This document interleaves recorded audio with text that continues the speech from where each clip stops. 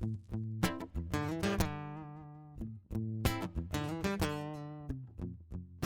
welcome to another episode of the Release Day Series podcast. Joining me today is Kristen Martell, a singer-songwriter from Nova Scotia, to talk about her latest single, Photograph of Secrets. And I should add, Kristen is not just a singer-songwriter, she is an ECMA nominated musician for her album, 2020 album, Coming Home. Kristen, welcome to the podcast. Thank you so much for having me, Alex. It's great to be here. Perfect. Yeah, we just spent 10 minutes chatting, and now we're here to get into it. So we're all warmed up. I'd love to just start off by getting to know you a little bit more, because you were in the industry. You were a musician. You are a musician, but before you took a 10-year sort of hiatus, you want a bit of a break to focus on career and family. Could you just talk a little bit about what you were doing before the break and what led you to getting back in? Yeah, I mean, music's always been a part of my life. I grew up in a musical family. I played piano early on. I was in the school band. You know, I dabbled with a lot of different instruments. I played fiddle for a while and landed on the guitar in my college years, and started playing and writing. Discovered that I enjoyed writing my own songs as well, and there was a time I was quite active on the local singer-songwriter circuit here in Nova Scotia, and I had dreams and aspirations then to release an album and be more serious with my music, but I just never took it that far. I discouraged myself before I even started, and I am an environmental scientist by trade. So I had a full-time job at the time, and my career was getting a bit more busy, and I was, moving up the ranks. And so I decided to focus on that instead. And I kind of oddly put music down for a really long time. I mean, I was thinking about it the other day, like I think there might have been even years that had gone by that I never picked up my guitar or wrote a song. And like looking back at it now, I'm amazed that it took me, that long to get back to it. And it's a little sad. At the time, I felt a lot of guilt about it and always wanting to get back to it, but I just couldn't seem to get into it. So yeah, 10 or so years, fast forward, I have a family now. My kids are getting older, but I quit my environmental career when my kids were young. It was one of the hardest decisions I ever had to do, because I had worked hard in my field, and it was an exciting field, but I just couldn't seem to do both well at the same time. Raising kids and a career, it was very challenging. So I decided to quit, and most difficult decision, best decision. I mean, I'll never get those years back, it's just so precious of a time, and I'm fortunate that I could do it. But as I started getting older, music kept creeping back into my life, and I went through some challenging times a few years ago, and it was amazing. I turned to music sort of as a healer, and I started writing. I just couldn't contain the lyrics. I couldn't contain the music. It was just coming out of me, and I got it back into it in a big way. You can feel that in your album. You can feel that in Coming Home. You can feel that type of emotion in the writing, and just instrumentally. It is very much like an emotionally. So I feel like an emotional album, an emotional piece to kind of make your comeback with, if you will. Yeah, it was kind of my way of saying, here I am, and I write music first for myself, to kind of make sense of the world and connect with myself first, and then all the better if others can connect with the lyrics of the song or find their own meaning in it. Mm-hmm. But certainly this was a very personal album. But what I found as I started sharing some of the songs, and especially after I released the album and started sharing it more widely, that a lot of people were connecting with it and connecting with that part of themselves. Like I'd felt for so long that I'd put a part of myself away because I felt I couldn't pursue music for whatever reason. I mean, it's a difficult industry to begin with, but it's so much a part of me that, I was hiding that piece of myself, and it wasn't good for my mental health at all. And I think a lot of us go through life that way, doing what we have to, doing what we should, and maybe putting that part of ourself, for me, it's music, it's different for everyone. But when we start to live and stand tall in our truth, like everything becomes easier. Yeah. And now you mentioned you are from Mahone Bay in Nova Scotia, and you said it's pretty small. I know Nova Scotia is pretty small as it is. So is there something inspiring about Mahone Bay as well, just when it comes to being able to write, and were you able to draw sort of inspiration from the area or from where you are? Yeah, I mean, a lot of my inspiration comes from nature, outdoors. I mean, if you've been in Nova Scotia, you said, I believe, it's a beautiful place. I mean, ocean playground, it's a great, great descriptor. You can't go very far without being on the ocean. So I do draw a lot of my inspiration from the area, and we're just a rich, very culturally rich and musically rich area. There's so much talent here. So I get a lot of inspiration from others, local artists as well. Yeah, that's great. Well, I see you're on a bill with Tara Spencer, who is a previous Release Day series artist, guest on the show, and awesome to see that. And she's awesome.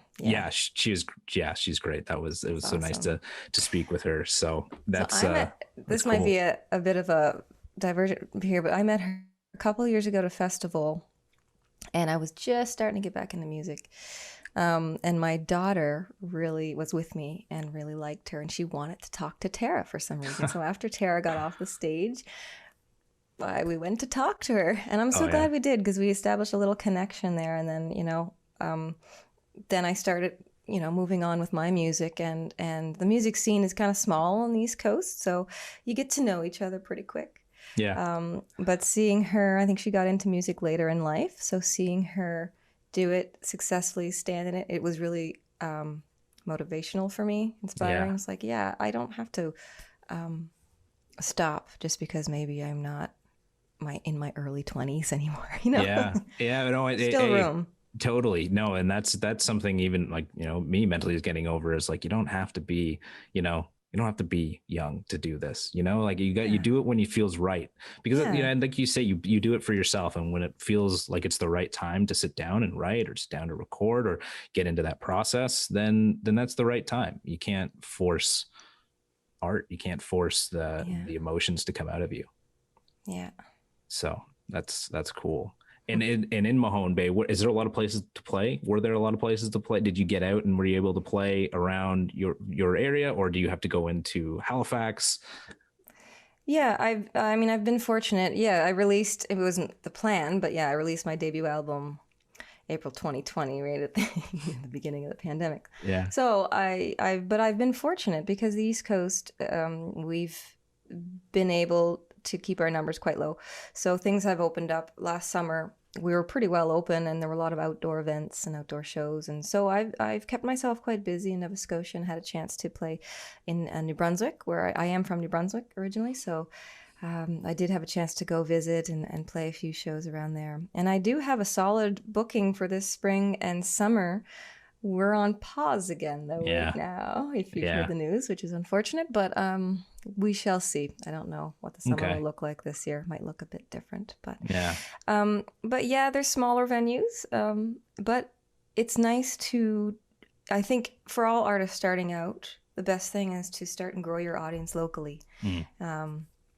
And in your hometown for sure, but an hour or two out, start to grow that audience locally and get that fan base. And I love that. Yeah, because that's where it all starts. I mean, that's where the people can come and see you. That's where you can actually make that connection, is when you can meet, when you could meet face to face, and we'll be able to again. That's perfect, because a lot of the times, now that there's so much access to Facebook advertising and advertising online, a lot of what people are, I've found, even myself, is like, oh, now I can reach Europe, I can reach South America. Why don't I just target them, and maybe they'll love it? Like, just think about the people locally. So, well, I think there's a place for, it is a worldwide market, so that is a bit daunting, but it's exciting as well. But I think there is value in growing those local connections, and those relationship building. I've noticed in this industry is huge. Just just working with and connecting with other artists and other people in the industry that you love and like to work with, it's huge, and there's always other opportunities. And we're very, in the East Coast, I've noticed anyway, people are really willing to help each other out and work together, and so different opportunities come up, and then you so-and-so get so-and-so involved, whatever, and so it's absolutely great. So you're back after 10 years and you're back, and your album Coming Home is nominated for Inspiration Album of the Year for the East Coast Music Association Awards. How crazy is that? That's crazy. I mean, that must have just validated you as well. Like, I'm doing the right thing. Not that we needed, nominations and awards, but I mean, that must have been just a huge confidence boost for you coming back into this. It was pretty exciting. Yeah, to be welcomed into the community. And yeah, I mean, it's like you said, you can't go into it expecting much, but it is nice to get recognized. That's awesome. Which takes us to your latest single, A Photograph of Secrets, which came out on April 29th. Can you take us a bit behind that song, where it came from, what it's about? Yeah, what it's about. Yeah. Well, yeah, I often wonder if I do people a disservice to explain, what the song means to me. It's open for everyone to, put their own personal touch on it. But for me, it really is about, like, for anyone that's in a deeper, dark place, maybe stuck in a rut, and the challenges with getting out of those places. And but really the song is uplifting. It ends like a little lighter, a little freer, because there is a better way. And that's what I hope people get out of the song. I mean, I know what Photograph of Secrets means to me, but what does it mean? I'm sure everyone has their own idea, their own image, and but I hope in the end that they feel that lift, they feel that freeness, that lightness, how the song ends. Yeah, that's great. And now you worked on this song with multi-award winning producer Daniel Ledwell. How did your relationship with him come about to be working on this with him and Gabrielle Papillon as well? Love to know how they played their roles on this. It's great.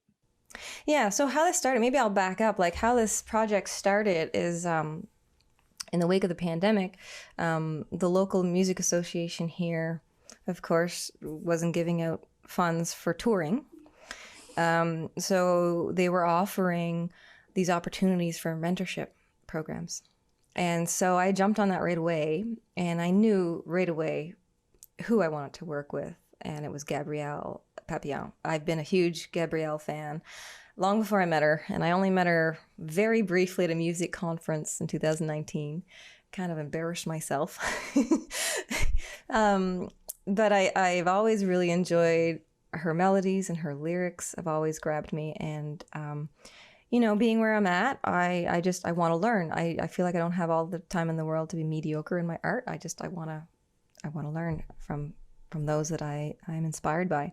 So I reached out to her, probably one of the scariest things I ever did, and was floored that she was open to it, because she wasn't touring. Normally she would be touring, but she wasn't. And it was just a great opportunity to connect with someone new. And we sat down, we got together several times and wrote a few songs. And I haven't done a whole lot of co-writing, but Gabrielle has. So it was fairly new to me. It's a very different process than, writing a song personally about something you're experiencing. So it was a very different process.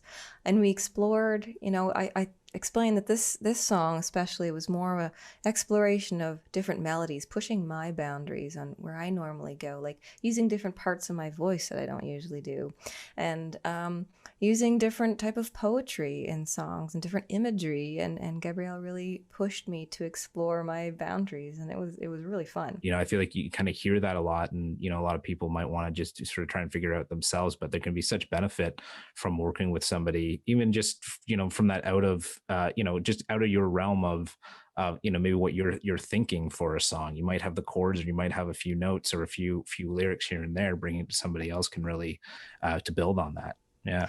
Well, yeah, it's amazing. I mean, and I don't even know with this song, like, after a while, who contributed what starts to like mesh together. Like I don't even know where that like this truly was a collab.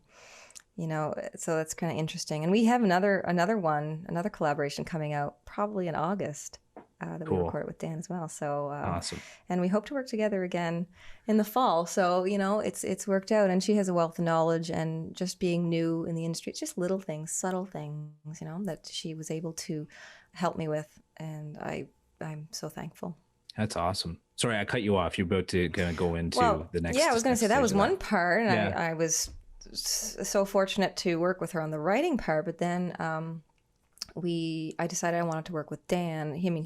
Gabrielle and Dan have worked together before, but as you know, Dan is well known in these parts, and I don't know much. You know, I've never met him before, but I just know the songs that he's worked on, and. Like many producer of the year awards from many the ECMAS. awards. Yes. Yeah. So I'm like, okay, I'm sure I won't be disappointed. So yeah, it was a very different process working with him than I was used to, but wow, he was amazing to work with. Amazing. Cool. And you know, I never once felt out of place. Never once felt like I didn't have a say. You know, he was very open, and he's a very intuitive producer. Like we came to him with the bare bones. We had some ideas, and for the most part, like he ran with it and really, really got it. And we tried different things, like really no ego. Like if we didn't like something, it wasn't a big deal, you know, and so we built the song in studio. And normally I would have had a song produced, like for my first record, it was like all the parts were in place before we'll go in, record, maybe change a few things. But this time it was like, you know, we're exploring in studio. What do we want to add? Yeah. So we added a whole bunch of instruments to this one. That's and a whole bunch of vocals. It was a lot of fun. Yeah. So you came in with the guitar, and then did you have any thoughts as to what kind of accompaniment you wanted with it, or did Daniel sort of listen to it and say, here's what I hear? Yeah, we had a bit of both. I mean, I certainly heard, you know, obviously drumming and piano, and I wanted banjo in this, and you will hear a little bit of banjo, but it's buried in there, but it's in there. And bass, of course, and we heard trumpet. Gabrielle really heard trumpet, but it never made its way in there. Okay. So. Yeah, no, this must be so cool. Like I remember when I was working, I wrote some songs, I brought it to a friend of mine, and he completely changed it with, you know, these aren't award-winning people, but it's just amazing, just the kind of the collaboration, because he put a whole different spin on the song that I wasn't even thinking about. So, you know, when you bring a song like Photograph of Secrets in with the guitar, and then you hear how it is now and all the sounds that come together. I mean, what is that experience like, listening to that like final mix, whatever final is, because I'm sure it could keep going, but that's gotta just it's really exciting. And you're right, like I don't think people realize, unless you've gone through this process, you don't realize how much you can change a song by production, and how much you can change a song by the types of instruments you choose to put in, and even just the drum beat. My God, you can really change it. So to see it come together, and it came together really, really easily, you know, it just kind of flowed in studio. We never got hung up anywhere too much, and to hear it come together was really pretty cool, because on the guitar, just me solo, it's a bit of a sleepy song, but I knew I didn't want it to be sleepy. I wanted a good steady drum beat to keep it moving, and especially when we added all those vocals and all the instrumentals, and it's, you know, a really powerful song come the end. So it was really exciting to hear it all come together. Yeah, it's really exciting. That's cool. I'd love to.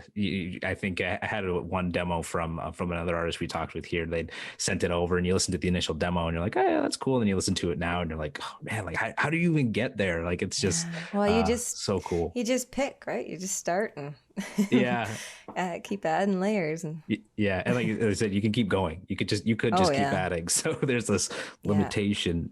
You know, it's almost good to have, you know, this only 24 tracks that you can work with, but this one had like 70 vocal tracks, I think. Oh wow, that's something cool. ridiculous. Something ridiculous. I'm like, I didn't even know that was a thing. Yeah. So then you have to have 17 singers on stage with you? 70, Oh, 70. Oh, okay. So now you have the 70 singers on stage with you when you perform this. Yeah, no. That Oh, would that's be a bit awesome. difficult, especially in this day and age. Yeah. Yeah. See, that's my, there you go. There's exercising my musical knowledge on from producing to Yeah, and playing that's not live. even the mixing. So then so many other choices once you start to mix, right? Right. Man. Yeah, it's Jeez. been a fun process. That's awesome. And that was all through the mentorship program that you met both Daniel and Gabrielle. Yeah, yeah. Wow. Cool. And so you just felt like you needed that time, right? You just felt like, before getting back into this, I'm just going to need, or I guess, now since we're there's time, why not get a little bit of extra knowledge, as people go to conferences like the ECMA conference, but this was amazing. Just a firsthand experience working with them is just the right time. That's great. Yeah, and I think I realized, like, I have a vision, a goal, and I'm like, I need some help. Yeah. Yeah. I need some help. So where do I go? And I want to be able to present my best work going forward, and I want someone to be able to tell me, or yeah, honestly, like, and it's hard to get that sometimes, like, especially if you're surrounded with your folks or whatever, like, it's nice to get an unbiased opinion. It's a bit scary though to open yourself like that, but I think that's where there's a more potential for growth. And I know that my songwriting has changed since working with Gabrielle. I know that Awesome. I look at things a bit differently. I am kind of curious, interested to see, where I'll be in a year. I mean, we all influence each other in ways we never realize, right? But certainly working with her has opened up my eyes to the songwriting process, and it has changed how I looked at things. So it's kind of amazing. Neat. Cool. Yeah. And you've got a music video out as well called for a photograph of secrets, and this is really a process oriented music video. Was this something you wanted to really kind of show the process of? Is this sort of what initiated the direction of the music video? Yeah, for sure. We had Gavin McLean come in and on the first day in studio and just take some video in studio. And I had never worked with him before. Gabrielle and Dan had, and I've seen some of his work, great work. So, he was kind of inconspicuous in the studio, just taking shots. And he produced a really nice video. I'm really impressed by it, just the lighting and the different angle shots. He has a good eye. Yeah. But I did want to, because I still am very new on the scene, I did want to show like the process and the growth and who was involved on these songs, and just how fun it is to be in studio and what's involved. Yeah, awesome. And so had you determined that was the type of video you wanted before, or was it, we're going to be in the studio, why don't you come in and grab some shots and we'll build something out of this? Did you have this plan? I reached out to him before. Yeah. Awesome. I knew I wanted to have some form of visual released with this song, and an in-studio video is an easy option. I mean, relatively easy, Well, and you got some. Yeah, I really love the photo and the artwork for this single. It's just very beautiful, and it's very representative of at least the song and the sound that you're listening to. Is that sort of is that something that you take forward for the rest of the album, or is this sort of like a one-off image, or is the visuals for the single representative of sort of the rest of the project? And what I'm getting at there is, did you plan sort of a photo shoot specifically for the album, or was it specific to the single? How did you? This was specific to the single. I mean, in an ideal release world, that's what you're getting to. I think yes, I would have, like, the album would be done. Yeah. I would know which songs are going to be released as singles, and it would have a whole cohesive look, and so that would have been my preferred option. But that's, I wish I could say that's how this went down, but it didn't. So yeah, these photos are the shoot was specifically for the song. A lot of adapting though. A lot of adapting is happening. It's great. And I think though the theme, I mean, it's kind of me. Like I'm pretty down to earth, grounded. I'm a pretty simple person. I spend a lot of time outside. Like, Mm. I think that probably any photo shoot I'm going to do is going to be on the same kind of Yeah. vein. I'm Yeah. not going to be in a cityscape with Right. neon lights. That just doesn't feel like me. Yeah. I mean, maybe someday, but right Yeah. now, no. Yeah. So, Yeah. Cool. yeah. No, good, dude. No, it just, again, it's part of my curiosity is sort of just knowing, how do you think about approaching that? Is it, let's plan for the one big thing. And then we've got all these photos that we can start using throughout the release. So yeah, that's, it just kind of fascinates me and how that process happens as well. And I think it's different for everyone. And what I've discovered, because I got some support on this release. Like before, I was doing most of my press and everything myself, and I still do for the majority. And I think that that's true for most artists starting out. But I did get a bit of support this time around. And what I've discovered is that there really is no clear path. Yeah. Everyone does something a little different. Yeah. And there's kind of like these guidelines and maybe, and especially when we were releasing the songs, like, do we release the video at the same time or do we stretch it out? What's the best thing to do? I mean, you stretch it out, then, information is consumed and music is consumed so quickly these days that, where I ended up was like, well, let's stretch it out. Yeah. Perfect. Release a song, wait a couple weeks, have a video. So then someone can look at the video and have something to, consume then.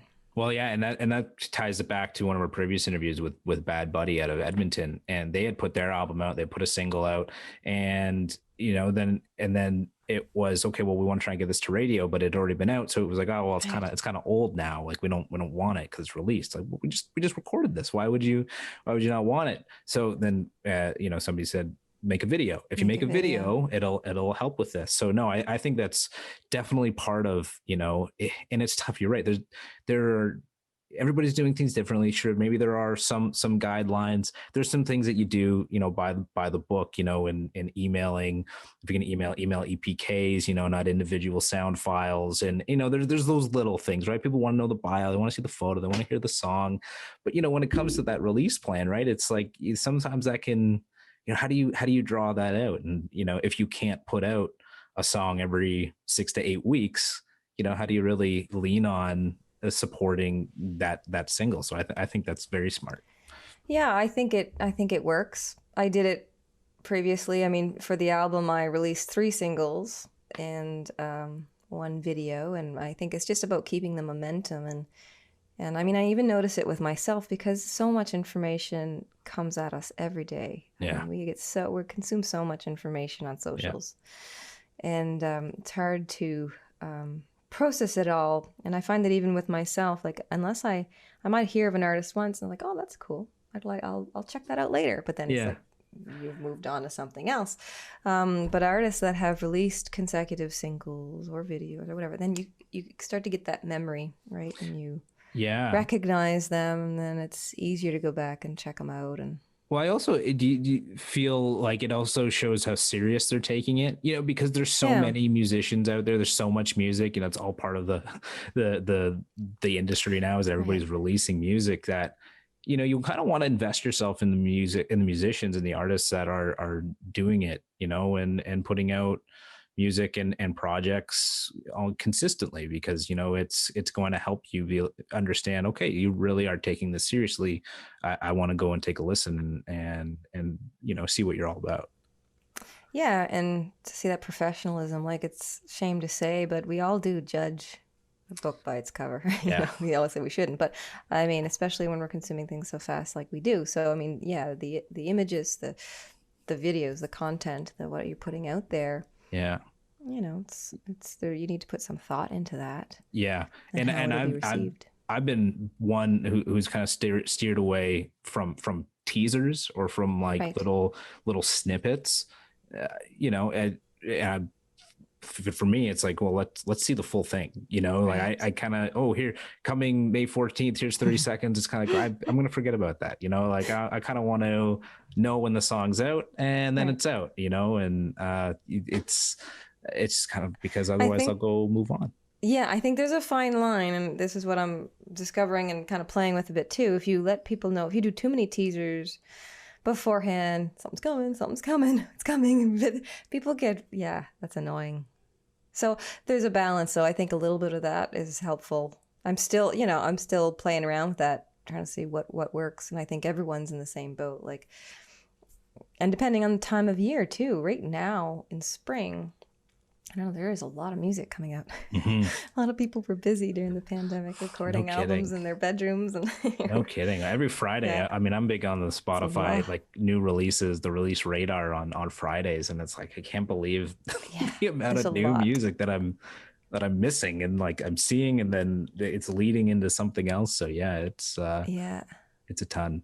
And you've got some. You went the merch route on the first album there. Right? Was that all from the first album? How's that been working out for you in terms of sort of visibility standpoint? So I printed some CDs for my first album and had some t-shirts done, and that was a lot of fun, and I got a good response. Cool. I found that the merch sells best in person, like at shows. So it's been pretty quiet here over the winter, so hoping it'll pick up again this summer if we're lucky enough to get out and about. Yeah, because I think when you're playing live, you have an opportunity to develop a stronger rapport with people. It's a whole different experience. And I found around here, I was kind of amazed at how many people still purchase CDs. I only have a CD player in my car, but I've been starting to support artists that way by buying their CDs, and it feels, I shouldn't say going backwards, but popping the CD in my car and listening to that album, it just feels a bit different, and having the artwork and the credits. And so I think there's still people out there looking for that. Yeah, absolutely. No, I definitely think it's a market that needs to still be nurtured. I mean, you look at cassettes are apparently coming back or have made a comeback already. I'm on a record label group on Facebook, and everybody's like, how do I produce cassettes? Where can I, show me your cassette designs. What's going on with your cassettes? And I'm like, I don't know how this is a thing. I don't have a tape. Have a cassette player, yeah. But I guess you could go get one for cheap. I don't know. Anyways, yeah, there's still a market for cassettes. So yeah, definitely still a market for CDs. And I got some friends that folk duo, they just put out a CD as well, and they sold 80% of their stock already, that they purchased. So yeah, I had to refill my stock, which I wasn't expecting I'd have to. So that was cool. Yeah, no, that's very cool. I mean, I'd love to do vinyl. Vinyl's kind of in right now, but it's quite a process. So I've shied away from that for the first album, but we'll see where it goes. Yeah. Well, knowing you got listeners for the CD, then perhaps that means there's listeners for the vinyl. But yeah, it's, I think, an expensive process, and one, it might be good to sort of almost poll your audience. If I did a vinyl, would you be interested in a vinyl pre-sales or something? Exactly. Or I've seen people doing limited runs, we're just going to print 50 or 25, and I'm not sure if that's more expensive, but so just to kind of test the waters. Well, they are more expensive. Yeah, I've looked into that, and that's still maybe a possibility if there's interest. But yeah, you can do short runs, but they certainly are more expensive. Got it. Yeah. Per vinyl. Yeah. So later this month, later in the month of, I guess June now, the ECMAs have been pushed to June. What are you going to be doing to take in the award show, knowing you're nominated? Well, it's going to be all online. Yeah. So I'll be probably here, maybe in my living room. Yeah. But yeah, it's going to be a busy week of conferencing as well. So that'll be a juggle. Hopefully the kids, because we're in lockdown right now, hopefully the kids are back in school, but hard to say. So I'll be taking in the conference, taking in as much as I can. And it'll be fun. I think they're going with online virtual showcases as well. So everything's just going to be online and accessible that way. Yeah, so I was wondering if you do something, you get the family all kind of sit there and, get your popcorn and take a listen and take a watch. I haven't thought that far ahead yet, but we could do something like that. The kids will probably be in bed. Oh, okay. Yeah. Got it. Yeah. Yeah. Awesome. But, great. That's exciting. I mean, I feel like it's a win already. I mean, the other members that are in the group that are nominated as well. I mean, there's some great artists that have been nominated. So who knows how it'll go? Yeah. But it already feels like a win. I feel so honored to be on that list, and yeah, I'm okay with however it goes. Yeah. Yeah, that's awesome. Well, congratulations on the nomination. Congratulations on the Thank release you. of your new single, and you can go check out that and the music video now. We've got links to that in our show notes. So, Kristen, thank you so much for taking the time to Thank speak with you. me today about Photographs of Secrets. Thank you so much for having me. This was great. Excellent.